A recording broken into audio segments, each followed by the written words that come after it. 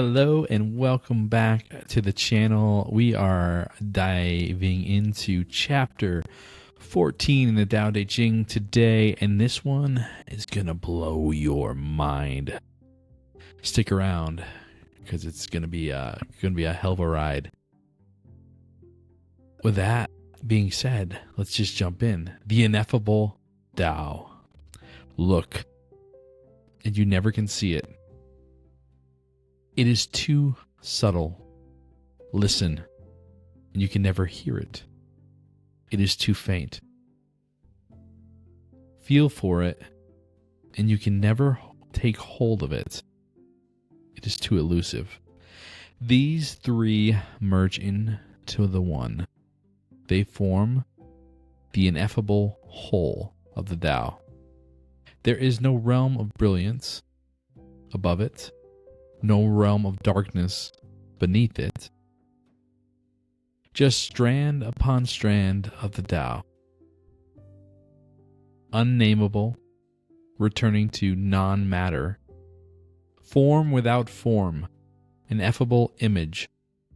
Without substance, greet it. And its front cannot be seen. Follow it, and its rear is invisible. Attain mastery of present being by understanding the Tao of old. To understand the ancient beginning is the binding strand of the Tao. Whew.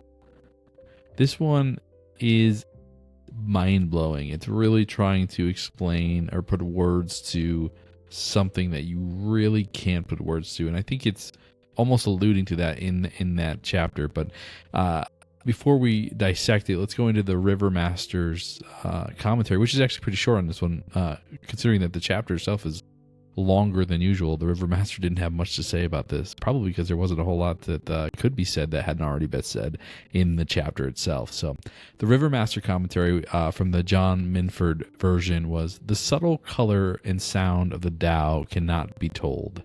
They must be absorbed in the simple calm of spirit when emotion and desire have been stilled. And actually, that's a pretty good description, distilled to that little bit. But let's try to jump into this a little bit more and give you some more context. So the Tao, and this is, you got to give Lao Tzu some credit here, trying to go into this and actually give the ineffable Tao, the way, the spirit, right? Some sort of context. Essentially what he did was say that there is no context for it.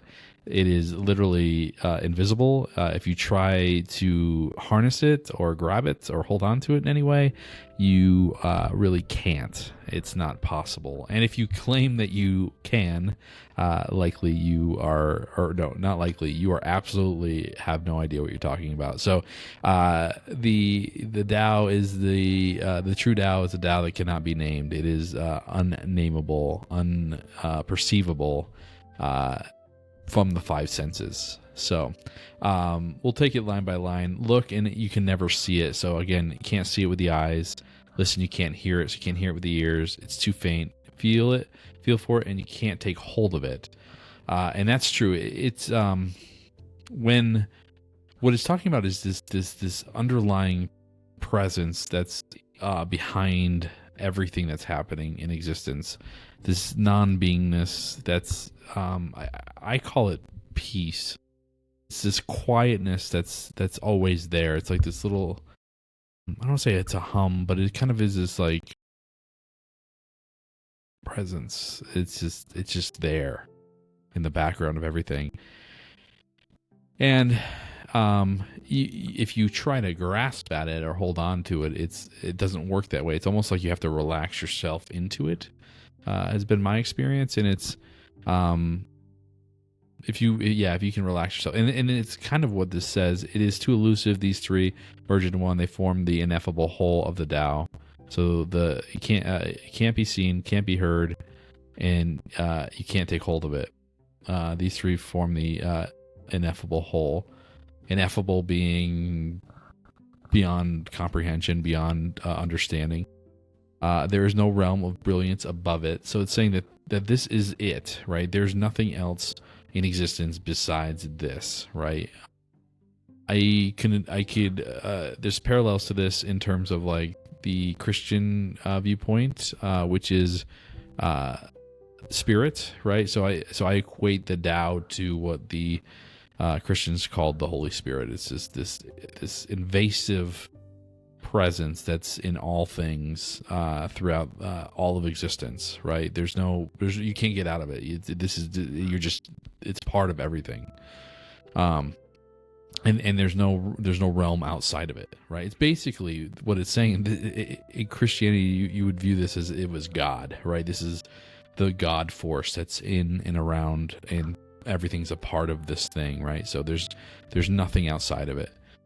No realm of darkness beneath it, just strand upon strand of the Tao. So this is just layered version of reality, and that's all that there is. There's nothing outside of it. Return to non-matter, form without form, form without form.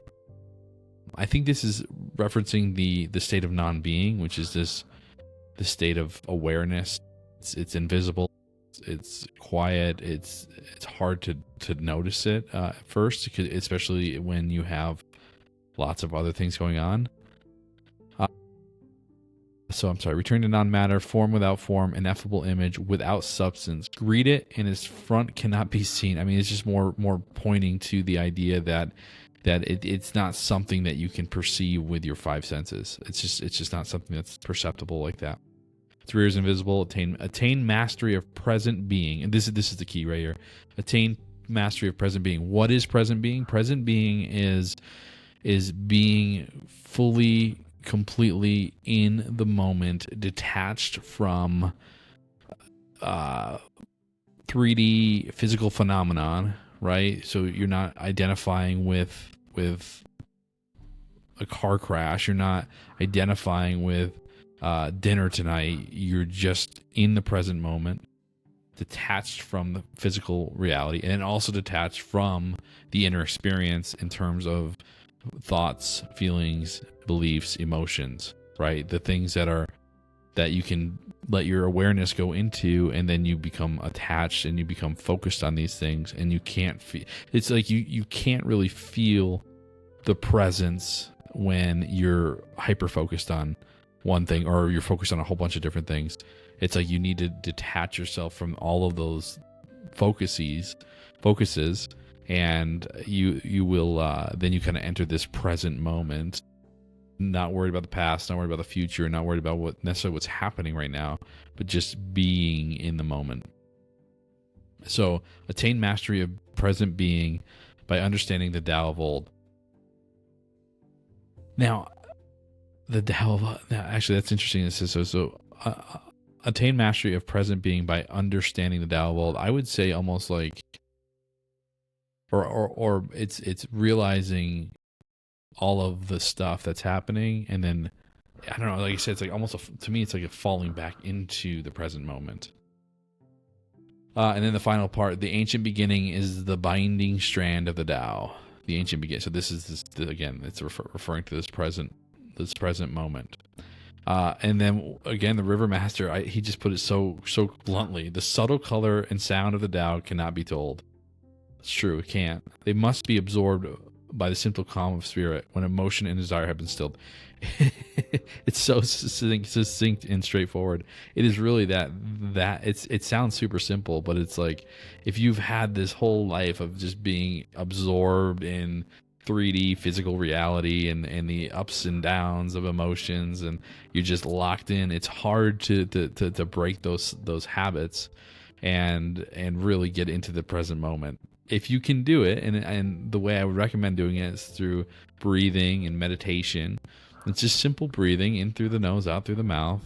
Focus on the heart center, and just do that for 5, 10, 15 minutes, and you'll feel the body start to just really relax. You'll feel all the muscles start to loosen up. I noticed it's funny, when I was younger, I used to always like walk around like this. I didn't realize I was doing this until like one day I relaxed. It's like, oh, oh, my shoulders are always tense, and I had to keep reminding myself to do that because I would just get lost in this like, oh, I'm tense, the whole life. But you have to learn to relax into the joy of the world, the joy of life here, right? The just beingness and being non-beingness, right? So the duality of life. Wow. So I don't know if I did a very good job of explaining any of that. It's hard to explain the ineffable, right? Obviously, it's ineffable for a reason, and literally by its name, calling the Tao ineffable is like saying, like, well, it really can't be described. So a 10-minute video on basically something you can't describe is interesting. Anyways, if this resonated with you, I hope it did in some way, shape, or form. Maybe it did, maybe it didn't, but hopefully it did. And if it did, please like and subscribe to the channel. It definitely helps us grow and be able to bring you more content just like this. This is the Boundless Sovereign YouTube channel, which is focused exclusively on holding the mirror up for you and for you to be able to see yourself more clearly and to understand existence and your role in that in a better way, so that you can go out there and be of service to others and be a positive ripple in our wonderful creation here. So again, like and subscribe if this resonated with you, and we will see you all in chapter 15.